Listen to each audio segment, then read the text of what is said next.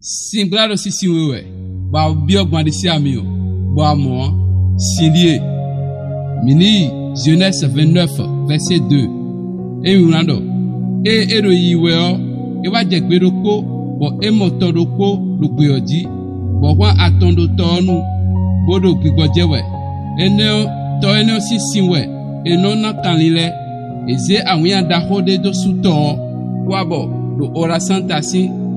Game mi me e no dio sogudo meton e ma fo ma do no rete e wa je peroko npo ni tori esurie azan lo azan to we e ro Jacob do yiwe bo gbe ha me e wa motoroko mo agbire su do vede me adio tagba de me adio situation de me adio difficulté de me adio anamo siroko e ro rete anamo didio to na fodo mo e na no mo ka so ya anamo didio ya hunbo khode bro egbe home ya namo didio chena wa gbe Jesus sin come ni mo edo when we clack kan le ba to le o amosi na mlete ananu si wo e clack kan le wa lo bana nan simbe de sina no si o edo e wa zia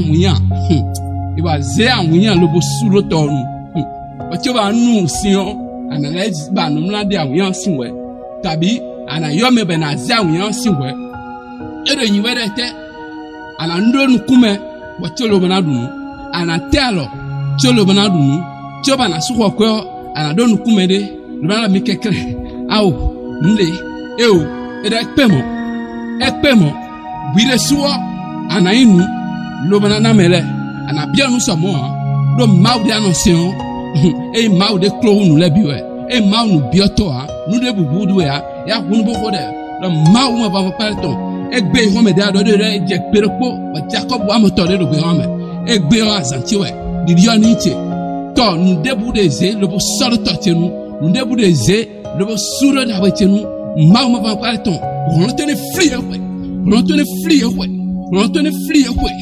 nya nu bibio ni do tero mo ni reswa na mo nu lo bana wanu mo na ko propriétaire ya do Jesus sin comme khode do egbe tanteni dio egbe home tanteni dio novi do de lo khu kakaza niku wonu atera zewa hu do de ne khu e ado ndu do de ne khu ado zonli do fi de bu do de ne khu e bana de kunu do Jesus sin comme me hore de ami